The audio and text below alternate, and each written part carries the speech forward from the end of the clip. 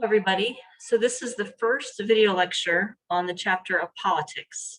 At this point in the semester, we've covered like what sociology is, the theory chapters, and then we've gotten to the big three, which is race, class, and gender.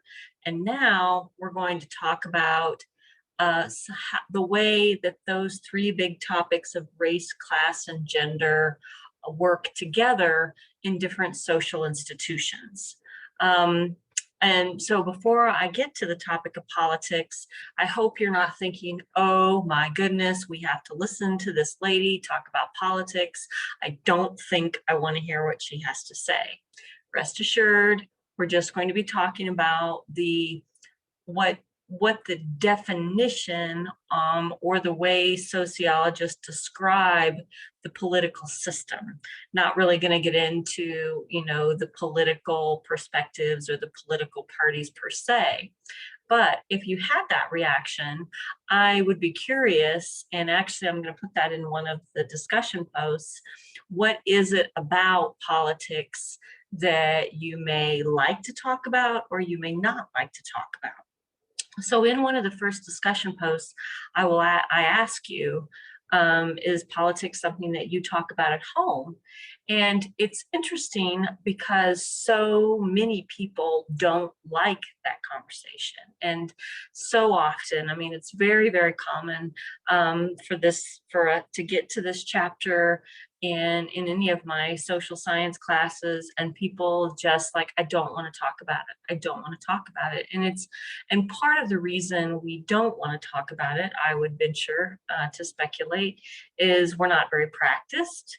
We don't have much practice engaging in a discourse about ideas that we disagree with. And certainly we're in this very politically divisive time in American history. And probably because if you think about how when we attach feelings and emotions to our ideas, very quickly an unhealthy conversation about ideas spins off into value judgments. I'm not really going to get into any of the sort of how to have a civil discourse conversation. But if you have opportunity to engage in, ways, practice, well, the only way we get better is with practice. And that's what we do here at higher learning and higher education settings, is we coach, we facilitate opportunities to engage in thought exercises and dialogues different than outside our comfort zone, so to speak. And I take that part of my job, that part of my responsibility very seriously. And it is something that I enjoy actually about my job is talking about things or enticing or incentivizing or maybe even provoking people to think about things in other ways. However, it's also true that if you push too hard, and if you push people to the point of hostility or anger or fear, that you don't get the benefit of having discourse. So rest assured, we're going to talk about what we mean by politics, the institution of the political system, not get into the different political philosophies, so to speak. So first topic here is I want to define what we mean by politics, and politics is defined as the use of power. So I recently read somewhere, and they said power is the resting state of the political system. Politics is the use, or is the study, is the examination of how that power gets used. And for our purposes, we're going to talk about, or I want to describe two kinds of political systems, or two kinds of ways that we use power. We use power in what would be called a micro political system, and that is sort of in our daily life. So this top image here is an illustration of, if we're all just using, it's like in your household, who has more power? Well, the parents have more power, and they use their power over their kids to get their kids to do stuff. And sometimes their kids will gain power over them, right? Or in your workplace, there's politics in your workplace. So in and of itself, the definition of politics is simply means the awareness of power and who uses it. And the study, like political science, is the study of how groups and individuals use power. So then you have macro politics. That's typically what we think of when we think of politics, and that is the use of power on a larger scale, right? So typically, if I say, "Oh, do you like to talk about politics?" people will think American Democrats, Republicans, look into that kind of thing. So power then is defined. Oh, I don't think I defined that. Should have been on this previous slide. Power is defined as the ability to make people do things they wouldn't otherwise do.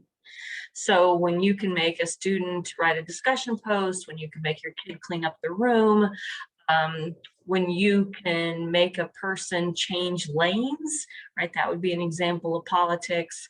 When you can, I don't know, when you can make a person back up in the grocery store line, that's a use of politics. So we think of but here, because it's a use of power, right? Or that's a use of power. But there are different ways in which you can exercise your power. Authority is when you are legitimately, and it is agreed upon that we give you power. So you have the position, you have the right to tell me what to do because you are legitimately in that place, or I legitimately give you that position. So a boss would be an example of legitimate, like I take the job, I accept the fact that you can tell me what classes I'm going to teach, and you can tell me what time to show up, and you can tell me what I need to do better. That's a legitimate use. To a great degree, I think family relationships are like that too, right?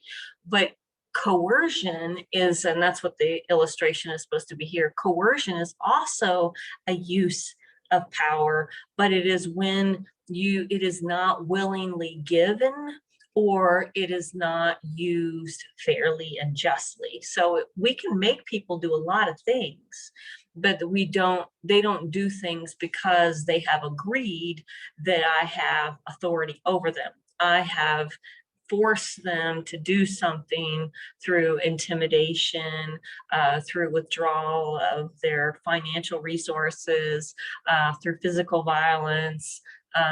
So like an example might be, like in this case here, you got the mugger, right? Somebody on the street. Maybe you could say that a slave and a slave owner, that was not a legitimate authority.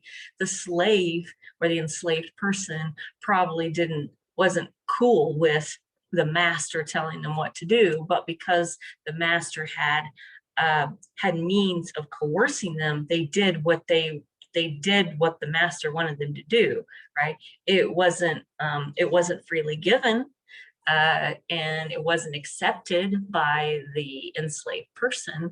Nonetheless, they exercised their power over them, right? So I hope you see the distinction. One is, I like to think of like authority as it's more of a cooperative, it's an agreed upon arrangement, and coercion is not agreed upon. And there's lots of ways we can coerce people. It could be somebody who's in a legitimate position of authority, but they're trying to get you to do something that you don't find legitimate, right? So I think sometimes if you Google coercion, you'll see lots of examples of sexual coercion. So your boss would be like an example of in the workplace, like your boss legitimately holds that position over you, but you did not legitimately give them the authority to use your sexuality. Okay, I'm getting close to 10 minutes, but I want to get to some of these others. The state, fancy word for government, right?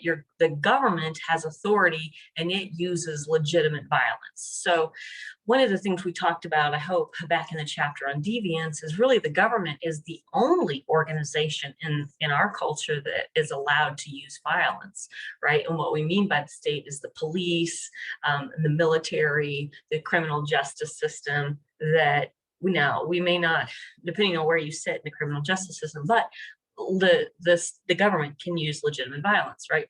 We can, in some instances, though, an organization can lose authority. So when we start talking about quote unquote police brutality, or I don't know what the word would be in the military, but when the military, takes life or injures people and they break the rules to injure people, that would be an example of illegitimate, right? Illegitimate violence.